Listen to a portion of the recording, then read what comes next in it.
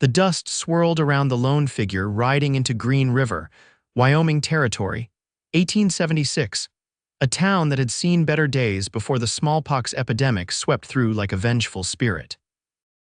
Vaughn Ackerman pulled his hat lower against the setting sun, his weathered face revealing little of the exhaustion that settled deep in his bones after 3 weeks on the trail.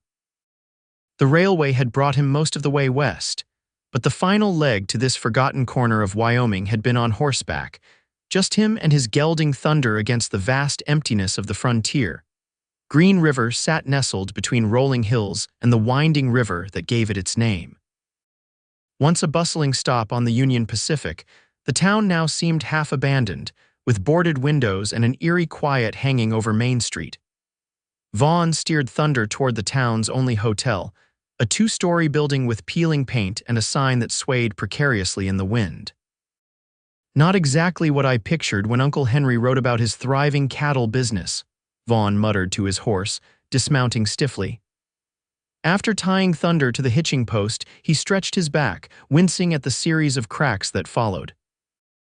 At 32, he wasn't old by any means, but years of ranch work in Texas had taken their toll. Inside the hotel, a balding man with spectacles perched on his nose glanced up from his newspaper. "Help you, mister. Need a room. Name's Vaughn Ackerman. My Uncle Henry sent for me."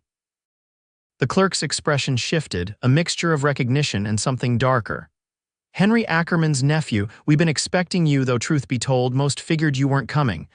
"What's that supposed to mean?" The clerk lowered his voice. "Town's not what it used to be. The fever took a third of our people last winter, including your uncle. I'm sorry to be the one to tell you." Vaughn gripped the edge of the counter, his knuckles whitening. "Uncle Henry's dead, but his letter came just 2 months ago." "Mail's slow out here," the clerk said, sliding a key across the counter. "Room 3 upstairs, no charge for tonight, least I can do."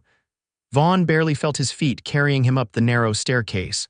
Uncle Henry, his mother's brother and the only family he had left, gone. The ranch he'd journeyed all this way to help run, now presumably his, but what good was inheritance without guidance? He'd counted on Uncle Henry's experience to help him establish himself in Wyoming. Sleep came fitfully that night, and Vaughn rose before dawn, determined to ride out to his uncle's property. The clerk, whose name he learned was Elmer, provided directions to the Rockinga Ranch about 5 miles northwest of town. "Your uncle's ranch hands might still be there," Elmer offered as Vaughn prepared to leave. "Though most folks have been drifting away, the Nichols place is just beyond yours. Widow Nichols might know something about your uncle's affairs." Vaughn nodded his thanks and mounted Thunder. The early morning air carried a chill that promised autumn wasn't far off. He followed the winding trail out of town, past scattered homesteads and rolling grasslands dotted with sagebrush. In the distance, the Wind River Mountains stood sentinel, their peaks still dusted with snow even in late summer.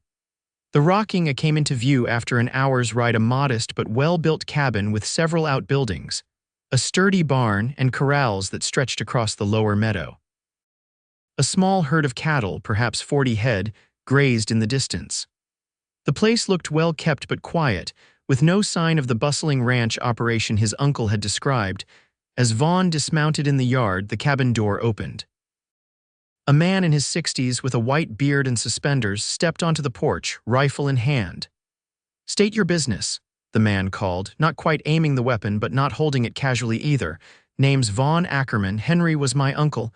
The rifle lowered immediately. "Lord above, you're Henry's nephew. We thought you weren't coming." The man descended the steps, extending his hand. "Walter Jenkins, been foreman here going on 10 years. Vaughn shook the offered hand. "Seems everyone thought I wasn't coming." "Got Uncle Henry's letter 2 months back asking for help.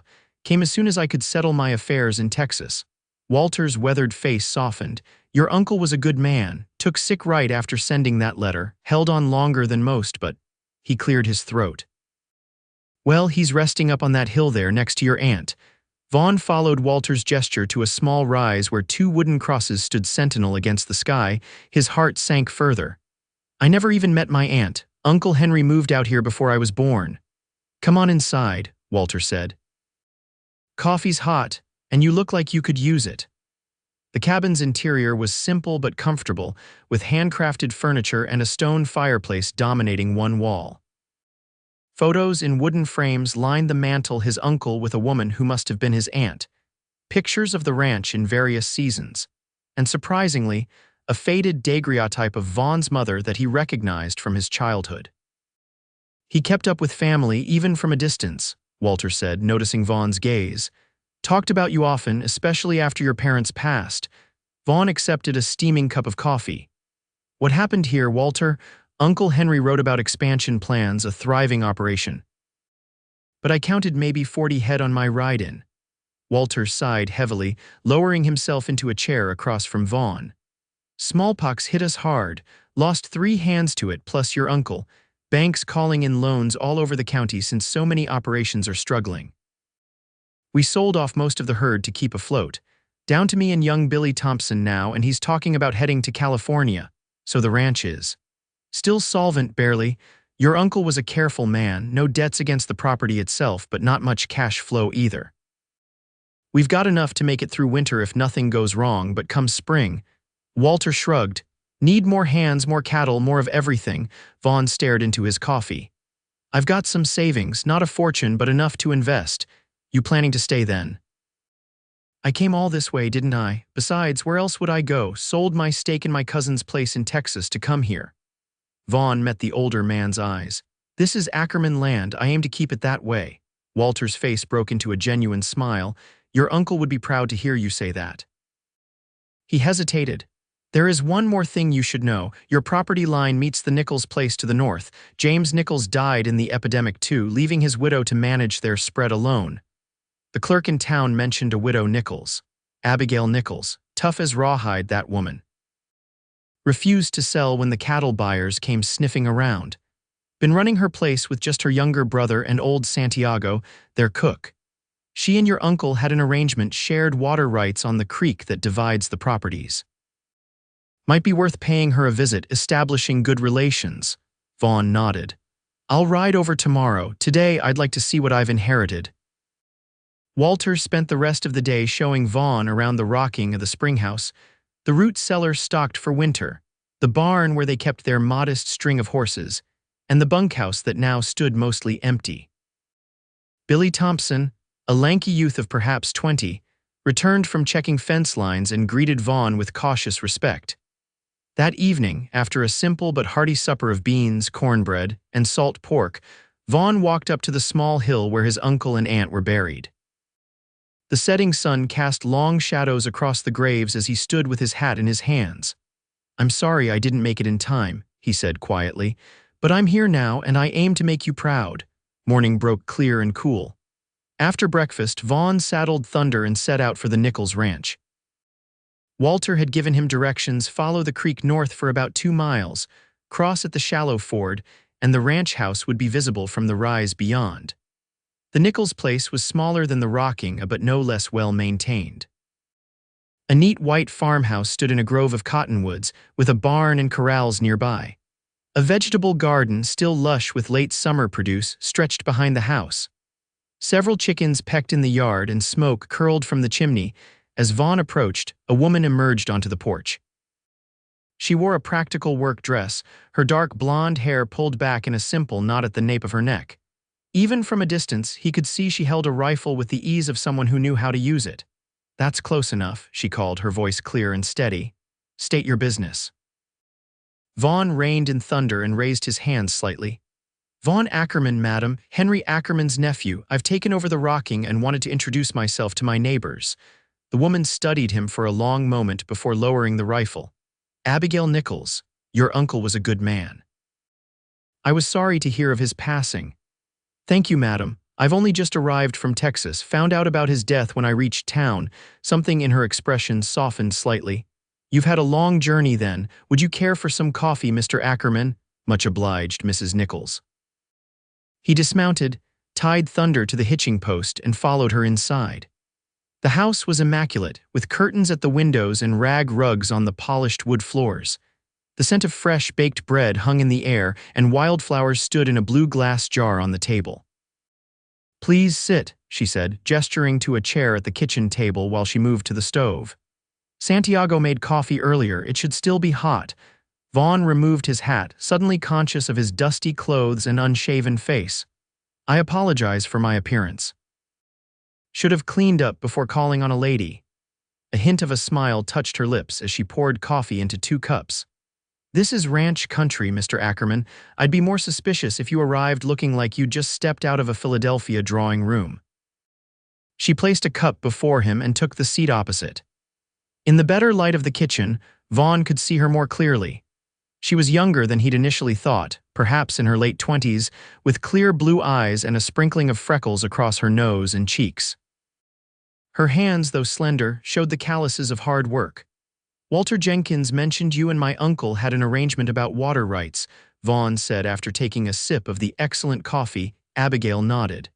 The creek divides our properties. Your uncle and my husband drew up an agreement 4 years ago to share the water and maintain the banks together. It's been working well. I'd like to continue that arrangement if it suits you. It does. She studied him over the rim of her cup. If you don't mind my asking, do you have experience running a cattle operation, Mr. Ackerman? Worked my cousin's spread in Texas since I was 16. Started as a hand, worked up to foreman the last 5 years. But you've never owned your own ranch? No, madam.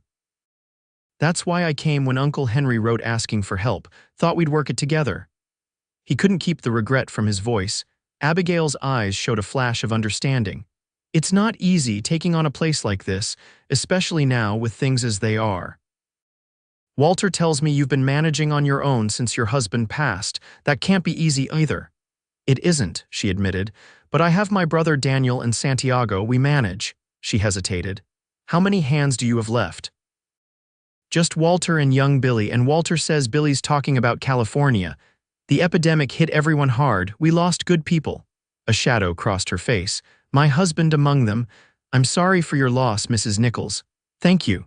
She seemed to shake off the momentary sadness. Mr. Ackerman, I don't mean to be forward, but the rocking is a large operation for 2 men, especially with winter coming. Have you given thought to how you'll manage? Vaughn set down his cup. Planning to ride into town tomorrow, see if I can hire a few more hands. Got some savings to invest in the place. Good luck with that. Most able-bodied men have either left the area or are already employed. The Hargrove outfit to the east has been offering higher wages, trying to absorb the smaller spreads.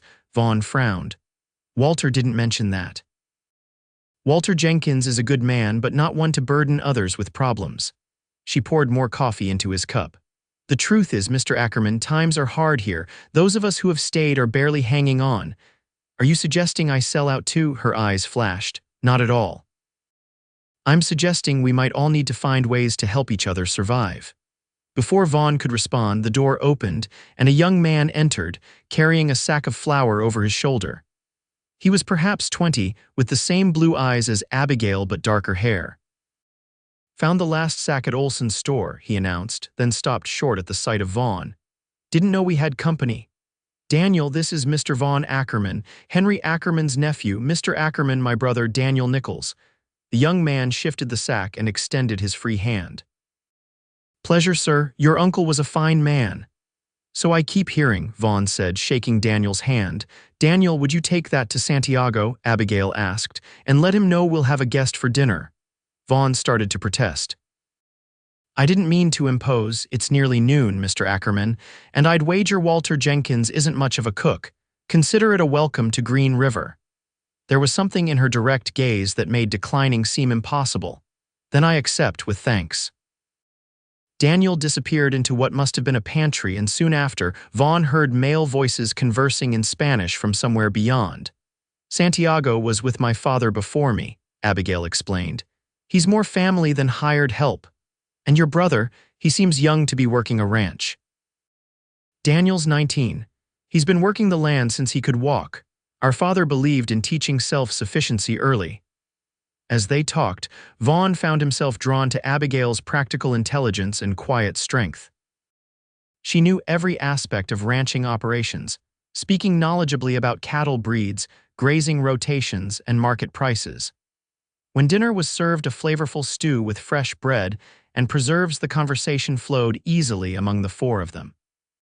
Santiago, a dignified Mexican man in his 60s, had fascinating stories about the early days of the territory.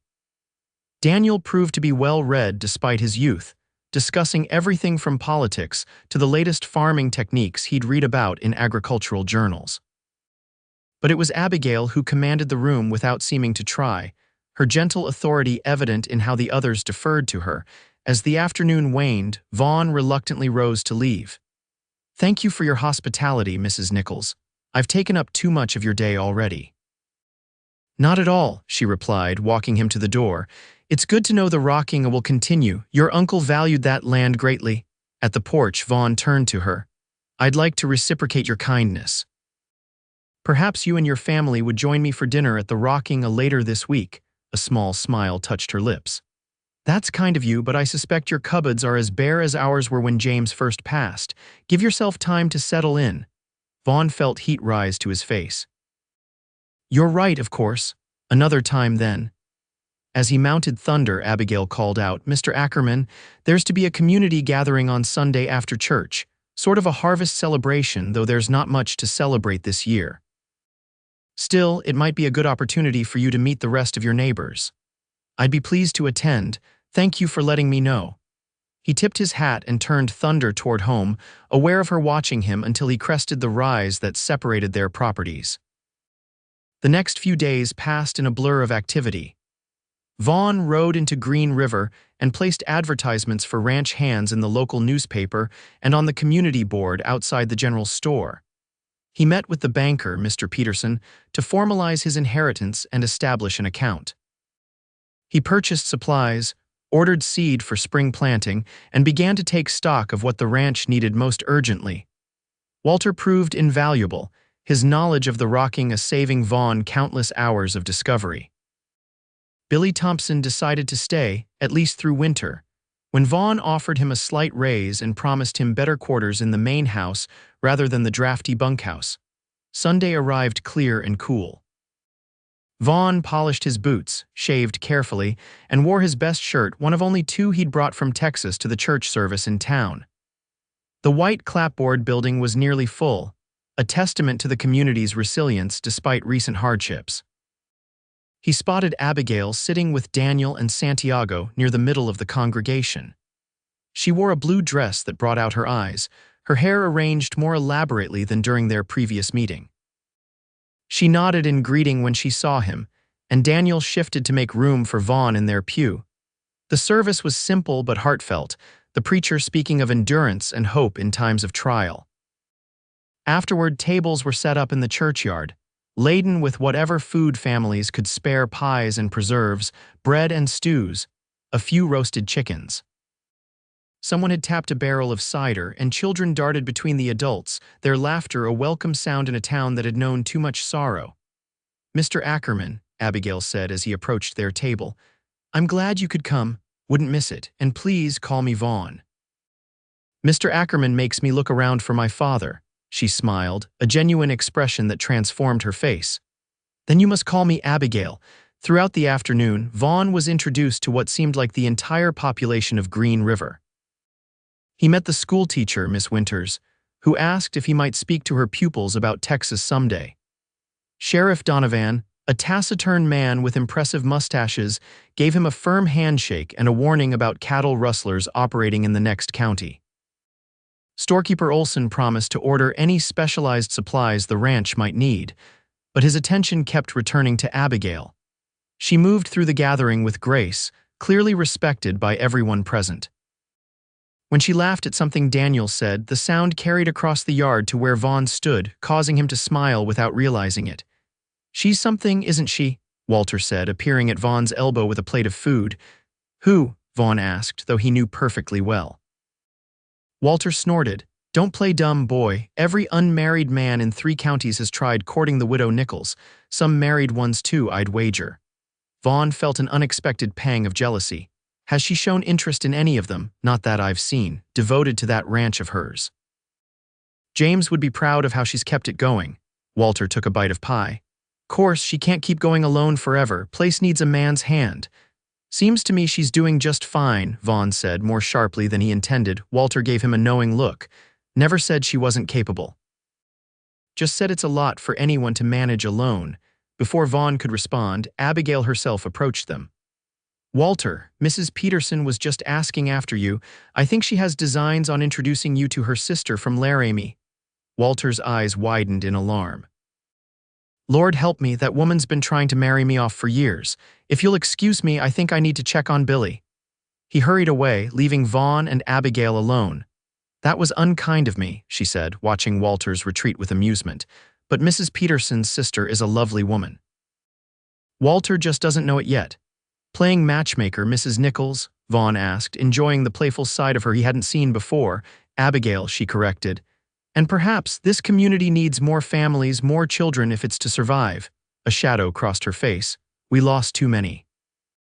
Vaughn nodded, understanding her meaning all too well. "How long were you married?" 5 years. James was a good man." She seemed to shake herself from memories. "And you, no Mrs. Ackerman waiting back in Texas?" "No, came close once, but she chose a banker instead, probably for the best." "Ranching is a hard life for a woman." Abigail raised an eyebrow. "Is that so? And here I thought I'd been managing reasonably well."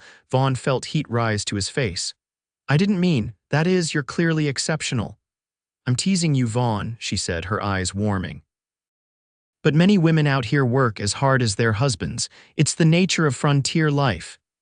"You're right, of course. My mother was the same way. Don't know how our place in Texas would have survived without her." Their conversation was interrupted by the arrival of several children, led by a girl of about 10 who tugged at Abigail's skirt. "Mrs. Nichols, will you tell us a story? Please, the one about the brave lady rancher." Abigail smiled down at the children. "I suppose I could if Mr. Ackerman doesn't mind my leaving him." "Actually," Vaughn said, "I'd like to hear this story myself if I may join you." The children led them to a spot under a large cottonwood tree where they settled on the grass in a semicircle. Abigail sat on a low bench, her blue dress spreading around her, and began a tale about a woman who saved her ranch from rustlers through cleverness and courage. Vaughn couldn't help noticing how the story seemed to mirror Abigail's own situation, though he suspected she'd added embellishments for the children's benefit. As he watched her animated face and heard the children's delighted reactions, something shifted inside Vaughn. This woman, with her strength and resilience, her kindness and determination, was unlike anyone he'd ever met. For the first time since arriving in Wyoming, he felt truly glad he'd come. The weeks that followed settled into a rhythm. Vaughn rose before dawn each day to work alongside Walter and Billy, repairing fences, tending to the cattle, and preparing the ranch for the approaching winter.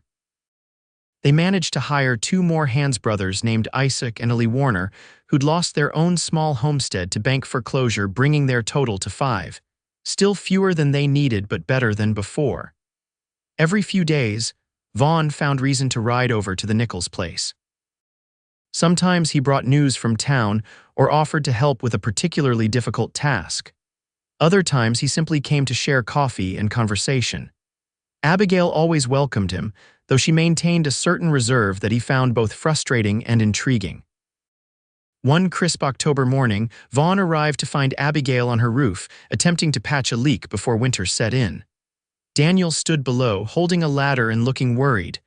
"What in heaven's name are you doing up there?" Vaughn called, dismounting quickly. Abigail looked down, a strand of hair falling across her face. "What does it look like, fixing my roof?" "It looks like you're trying to break your neck," he retorted. "Come down from there." Her eyes narrowed. "I don't recall asking for your opinion, Mr. Ackerman." "It's not safe," Vaughn insisted. "At least let me do it. I've been doing it just fine."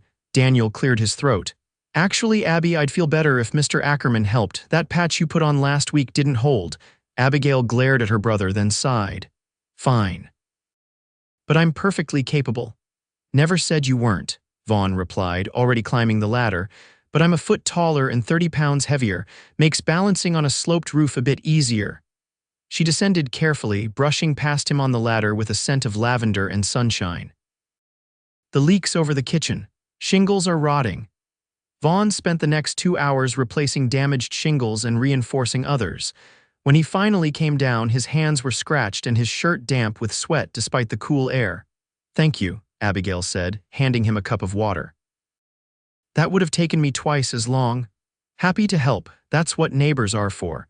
Santiago had prepared a hearty stew for lunch, and Abigail insisted Vaughn stay. As they ate, Daniel mentioned that he'd seen signs of wolves near their north pasture. Probably coming down from the high country earlier this year, Abigail said. The drought this summer means less game for them.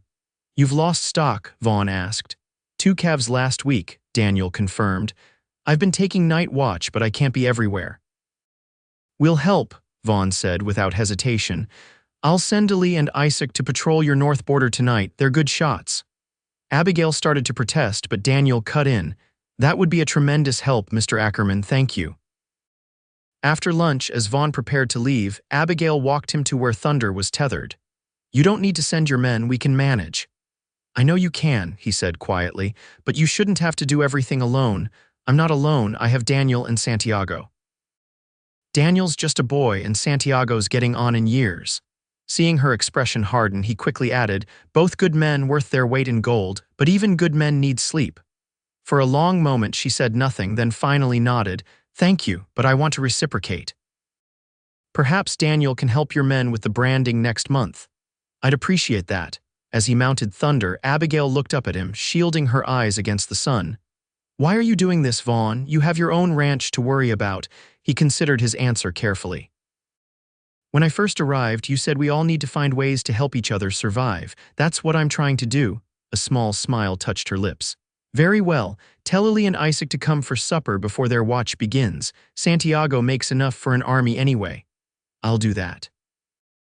As Vaughn rode away, he found himself already planning his next visit. There was something about Abigail Nichols that drew him like a moth to flame. Her independence both challenged and intrigued him, while her rare smiles left him wanting more.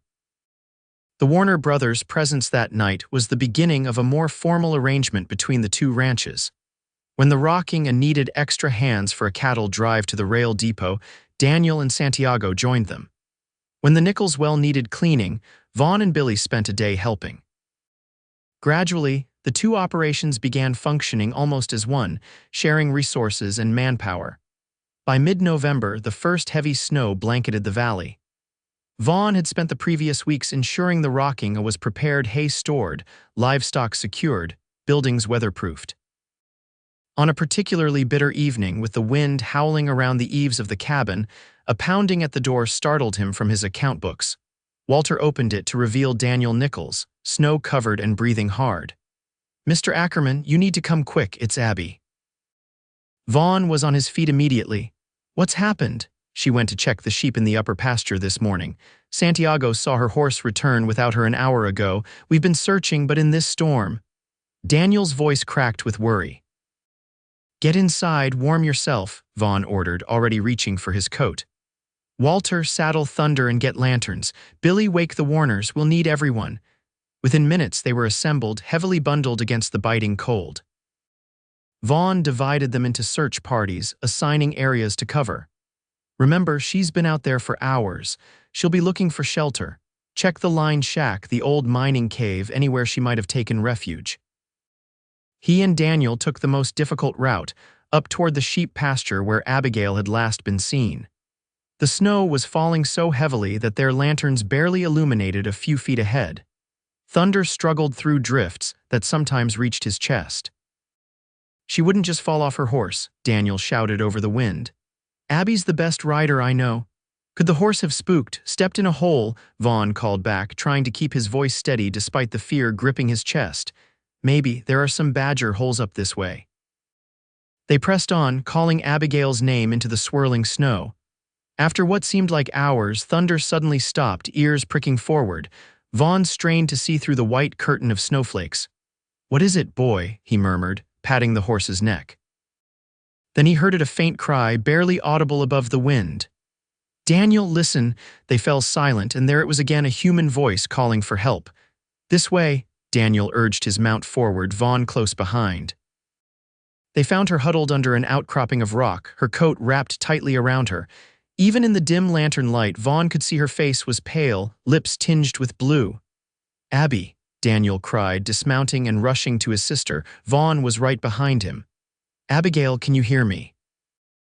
Are you hurt? Her eyes fluttered open. Vaughn, Daniel, how did you? Your horse came back without you, Daniel explained, tears of relief in his eyes. Vaughn knelt beside her, removing his gloves to feel her hands. They were ice cold. We need to get her warm. Now. Twisted my ankle, Abigail murmured. Horse stepped in a hole, threw me, couldn't walk back. SHH, don't try to talk, Vaughn said, already removing his heavy coat to wrap around her. Daniel, the rocking is closer than your place. We'll take her there. Without waiting for a response, Vaughn gathered Abigail into his arms. She felt small and fragile against his chest, nothing like the strong, capable woman he knew her to be. Fear clutched at his heart. How long had she been out in this cold? The ride back was a nightmare of blinding snow and bitter wind. Vaughn held Abigail before him on Thunder's saddle, her body pressed against his for warmth. He could feel her shivering violently, despite the extra layers he'd wrapped around her. Stay with me, he murmured against her hair. Almost there, just stay with me. At the ranch, Walter and Billy had kept the fire blazing. They rushed to help as Vaughn carried Abigail inside, laying her gently on his bed near the hearth. We need to warm her gradually, he instructed. Blankets, hot bricks for her feet, warm broth if she can take it. Daniel, help me check her ankle. They worked quickly, removing her snow-soaked boots and examining the swollen ankle. Not broken, I think, Vaughn said. Just a bad sprain. She's lucky it wasn't worse. As color slowly returned to Abigail's face, Vaughn felt himself breathing easier. Walter brought a cup of broth, and Daniel helped his sister sit up to sip it. You had us scared half to death, Daniel scolded gently. Sorry, Abigail whispered. The sheep needed checking. Didn't expect the storm to worsen so quickly. Her eyes found Vaughn's. Thank you for finding me. Thank Thunder, he heard you before we did. A ghost of a smile touched her lips. Then I owe your horse an extra apple. The storm raged through the night, making it impossible for anyone to leave. Walter and Billy slept in the bunkhouse, giving their beds to Daniel and Santiago, who had arrived with the Warner brothers after being informed of Abigail's rescue. Vaughn insisted on sleeping in a chair beside the bed where Abigail rested, waking frequently to check on her. Around dawn, he awoke to find her watching him, her color much improved. You didn't have to stay, she said softly. Yes, I did. He reached out to touch her forehead, relieved to find it warm but not feverish. How's the pain? Manageable. I've had worse falling off haystacks as a child. She attempted to sit up, wincing slightly. Easy now. That ankle needs rest. I can't stay in bed. The ranch will still be there when you're healed, he finished firmly. Daniel and Santiago are perfectly capable of handling things for a few days, and my men will help too, she frowned. I don't like being a burden. You're not a burden, Abigail, you're… He hesitated, suddenly aware of how close they were, how intimate this moment felt in the quiet dawn light. You're important to this community, to your family, to me. Her eyes widened slightly at his last words. Vaughn, you need to rest, he said quickly, rising from his chair. I'll bring you some breakfast. Walter makes terrible coffee but decent flapjacks. He retreated to the kitchen, heart pounding in his chest. Had he revealed too much? The fear he'd felt when Daniel arrived with news of her disappearance had shaken him deeply. The thought of losing Abigail had made him realize just how much she'd come to mean to him in these few short months. The storm passed by midday, leaving behind pristine white drifts and a crystalline blue sky. Abigail insisted on being moved to a chair by the window, where she could at least watch the activity in the yard. Vaughn brought her books from his uncle's small collection and made sure she was comfortable before joining the men outside to deal with the aftermath of the blizzard. They spent the day digging paths to the barn and outbuildings, checking on livestock, and assessing damage. When Vaughn returned to the cabin that evening, tired and cold, he found Abigail attempting to prepare supper, balancing awkwardly on one foot. What do you think you're doing? He demanded, rushing to support her before she could fall. Making dinner. It's the least I can do after all your help. Her face was close to his, cheeks flushed from the heat of the stove. You're supposed to be resting that ankle. It feels better. Besides, I was going mad just sitting there while everyone else works. Vaughn shook his head, unable to suppress a smile. Stubborn woman. So I've been told. She didn't pull away from his supporting arm. Thank you, Vaughn, for everything. You would have done the same for me. Yes, she agreed softly. I would have. For a moment they stood there, neither moving away. Vaughn could feel the warmth of her body, smell the lavender scent of her hair. He wanted nothing more than to draw her closer, to confess the feelings that had been growing within him. But the timing felt wrong. She was injured, dependent on his care. It wouldn't be right. "Let me help you back to your chair," he said finally. "I'll finish dinner." The days that followed fell into a new pattern. Abigail's ankle improved enough that she could move around with the aid of a walking stick Vaughn carved for her, but not enough to return home through the deep snow. She became a quiet presence in the cabin, mending clothes, keeping accounts, and offering suggestions about ranch operations that often proved insightful. In the evenings, after the day's work was done, they would sit by the fire, sometimes talking long into the night. Vaughn told her about his childhood in Texas, about his parents' deaths from fever when he was 20, about his dreams of someday building something that would last. Abigail spoke of her marriage to James, their hopes for children that had never materialized, her determination to honor his memory by preserving what they'd built together. "Do you ever think of remarrying?" Vaughn asked one night, trying to keep his voice casual. Abigail was silent for a long moment, staring into the flames. "I didn't for a long time, couldn't imagine it, but lately."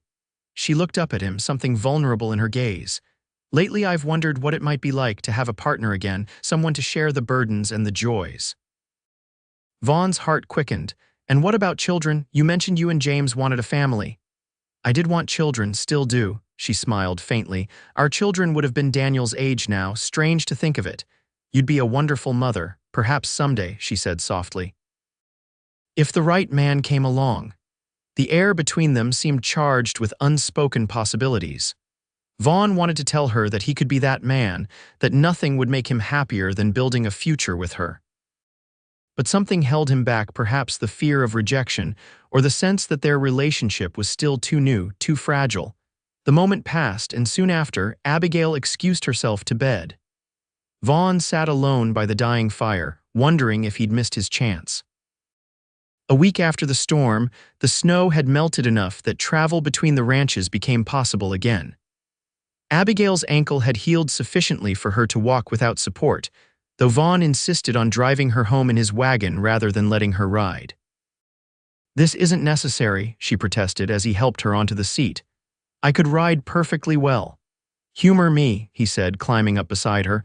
"Besides, I'm sending supplies with you. Santiago's list was quite specific." The journey to the Nichols ranch took longer than usual due to the muddy conditions, but Vaughn didn't mind. He enjoyed having Abigail beside him, her shoulder occasionally brushing his as the wagon jolted over ruts in the trail. "Will you be all right?" he asked as they approached her property. "I could stay a few days, help catch up on work." "We'll manage," she assured him. "Daniel's been riding over every day to check on things, and he says Santiago has kept everything running smoothly."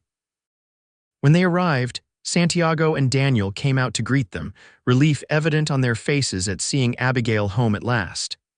As Vaughn helped unload the supplies, he couldn't help noticing how natural it felt to be here, working alongside them, almost like family.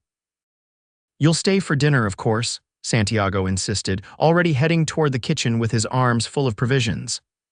"I shouldn't impose," Vaughn began, but Abigail cut him off. "It's not an imposition. Please stay, how could he refuse?" The meal that followed was one of the most pleasant Vaughn could remember. Santiago had prepared a feast to celebrate Abigail's return: roast chicken, mashed potatoes, fresh bread, and an apple pie that rivaled any Vaughn had tasted in Texas. As they ate, Daniel entertained them with stories of his adventures maintaining both ranches during Abigail's absence. "I've decided I never want to run two properties at once," he concluded with a dramatic sigh. "One's quite enough trouble." "Then perhaps you should consider a different profession entirely," Abigail teased. "Law maybe, or politics." Daniel made a face. "No thank you, I'll stick with ranching. Speaking of which," he glanced at Vaughn. "I've been thinking about your offer to learn more about cattle breeding."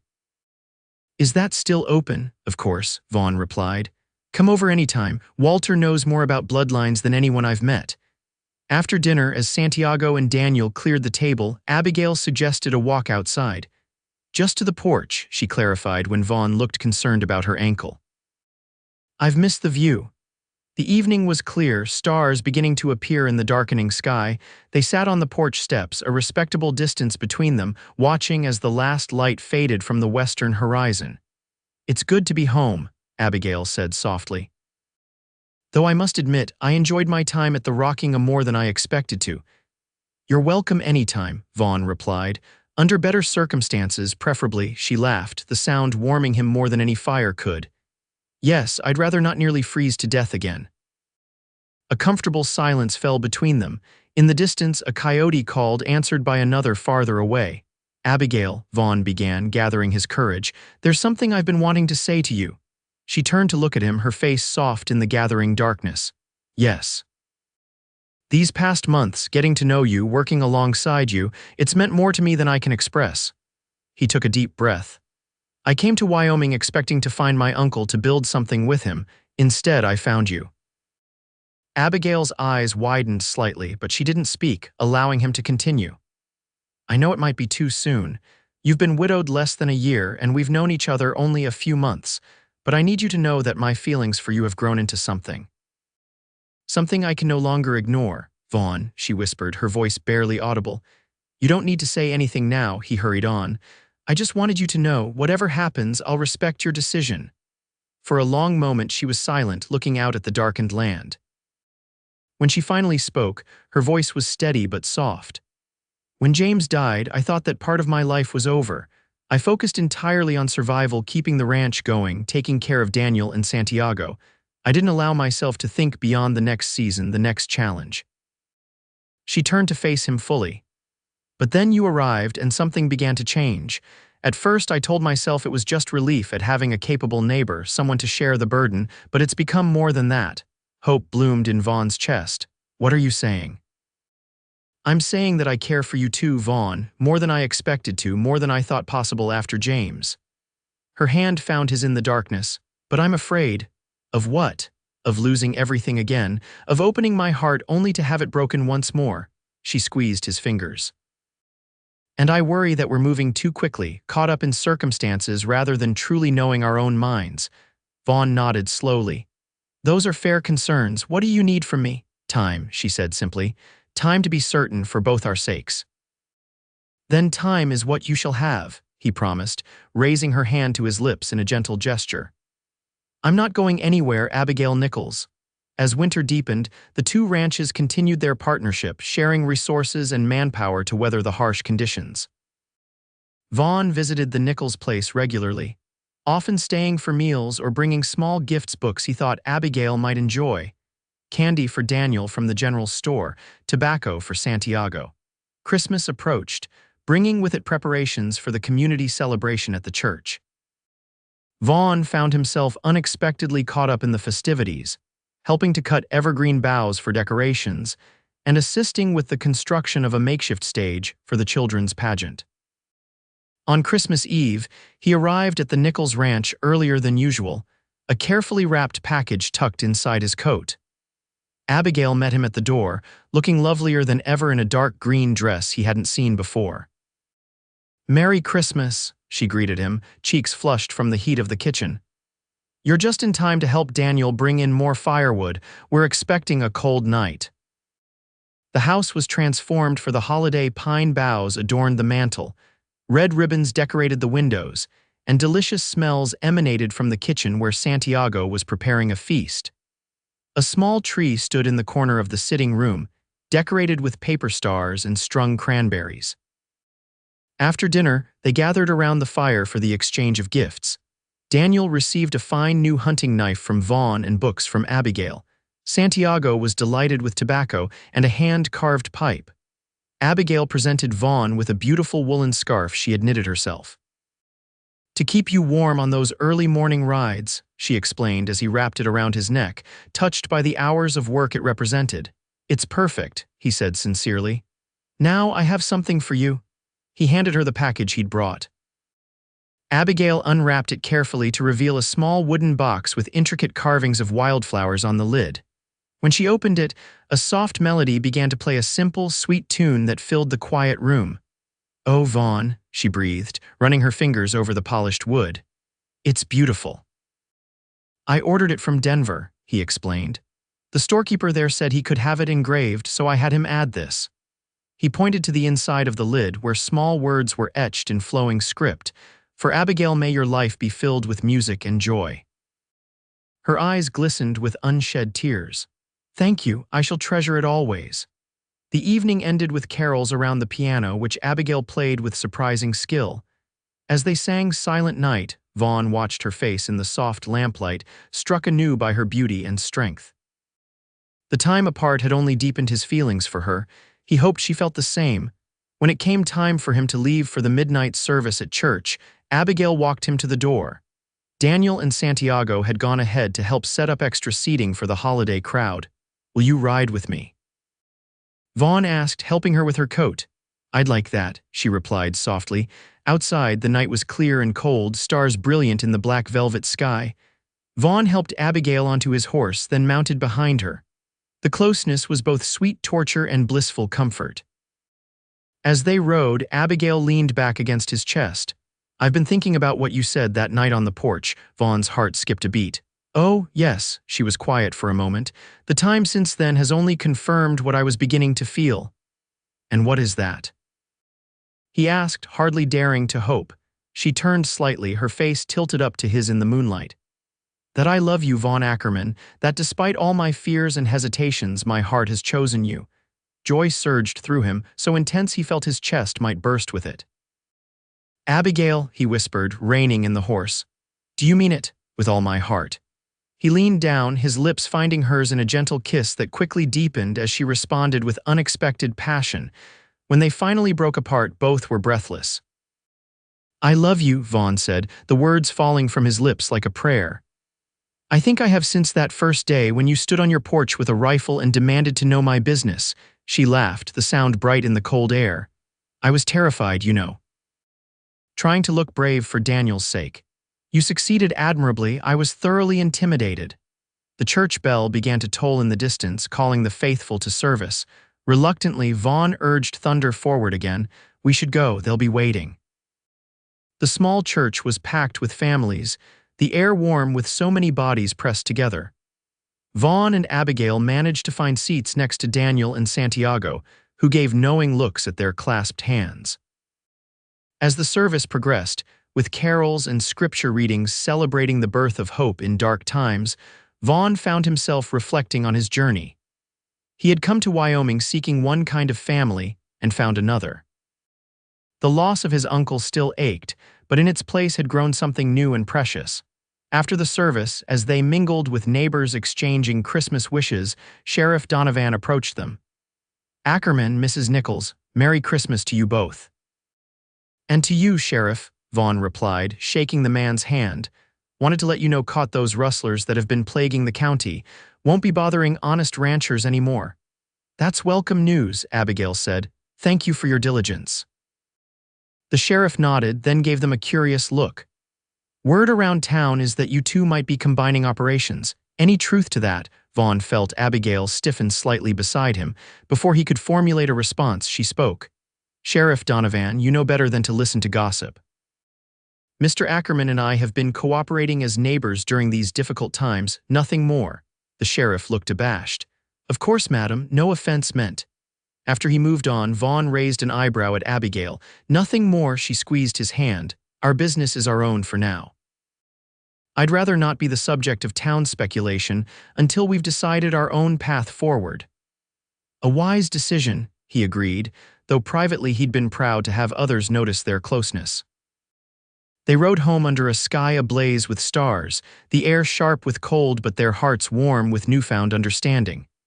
At the Nichols gate, Vaughn helped Abigail dismount, holding her perhaps longer than necessary. When can I see you again? He asked, reluctant to leave her. Come for New Year's dinner, she suggested. We can talk more then. He nodded, then bent to kiss her once more, savoring the sweetness of her lips against his. Merry Christmas, Abigail. Merry Christmas, Vaughn. New Year's dinner stretched into an evening of conversation and laughter, with Daniel and Santiago tactfully retiring early to give Vaughn and Abigail privacy. Seated before the fire, they spoke of their feelings, their dreams, and the practical considerations of their situation. I've been thinking, Abigail said, her fingers laced with Vaughn's, about what the sheriff said combining operations. Have you now? Vaughn tried to keep his tone casual, though his pulse quickened. It makes sense, doesn't it? Your ranch has more grazing land but fewer buildings. Mine has better water access and more developed infrastructure. Together. She trailed off, looking at him expectantly. Together we could build something remarkable, he finished. But Abigail, I want to be clear, I'm not interested in your ranch. I'm in love with you. If you lived in a one-room cabin with nothing to your name, I'd still want to be with you. Her eyes softened. I know that. But I'm a practical woman, Vaughn, and practically speaking, our ranches would be stronger together, just as we would be. Are you proposing to me, Mrs. Nichols? He teased, though his heart was pounding. Perhaps I am, Mr. Ackerman, she smiled, a hint of mischief in her eyes. Would that be so terrible, a woman asking a man? Not terrible at all. He drew her closer. But I'm afraid I must decline. Her face fell. What?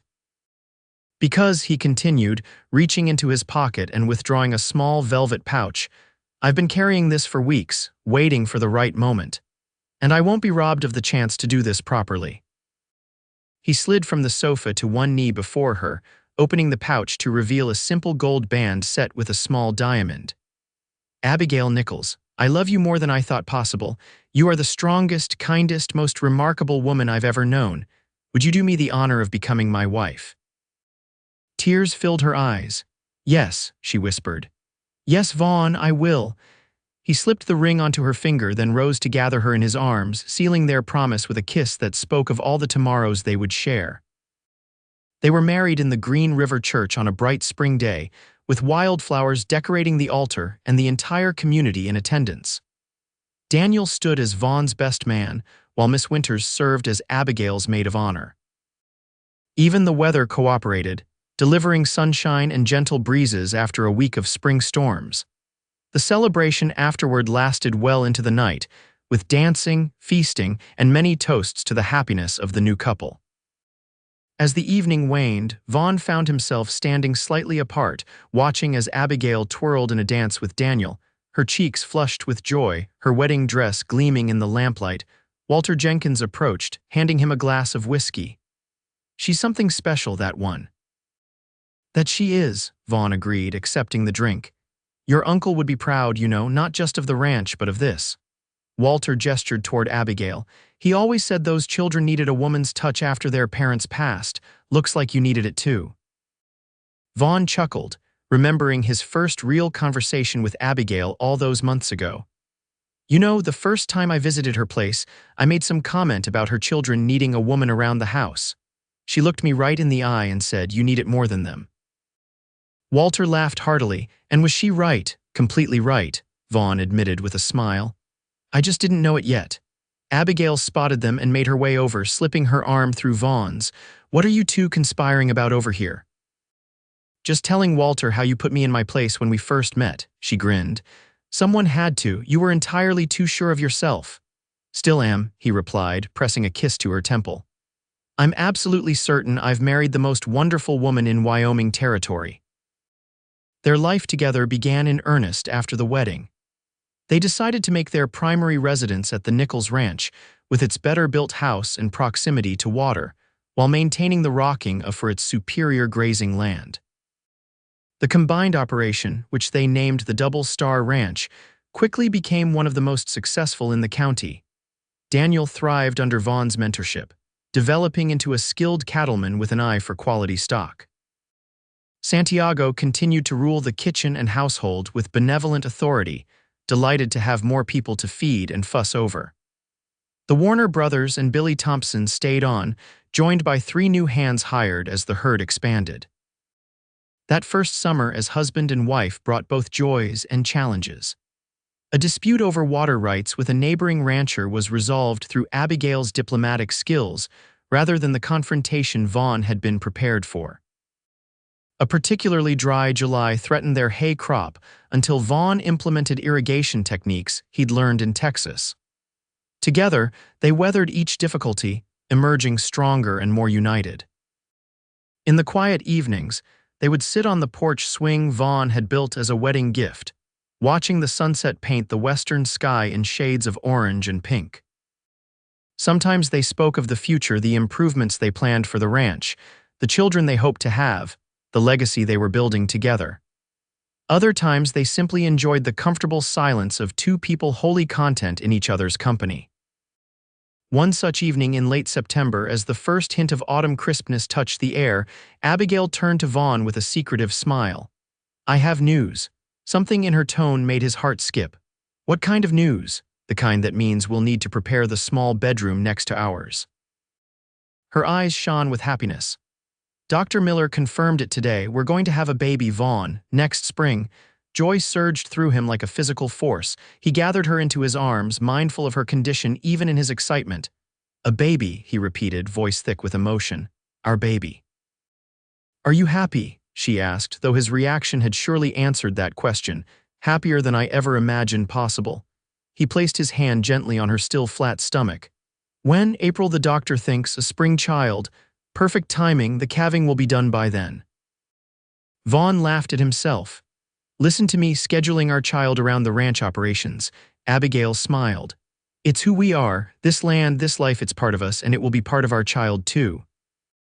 As they sat there, wrapped in each other's arms with the promise of new life between them, Vaughn reflected on the journey that had brought him here. The grief of losing his uncle, which had seemed so overwhelming that first day in Green River, had led him to this moment of perfect happiness.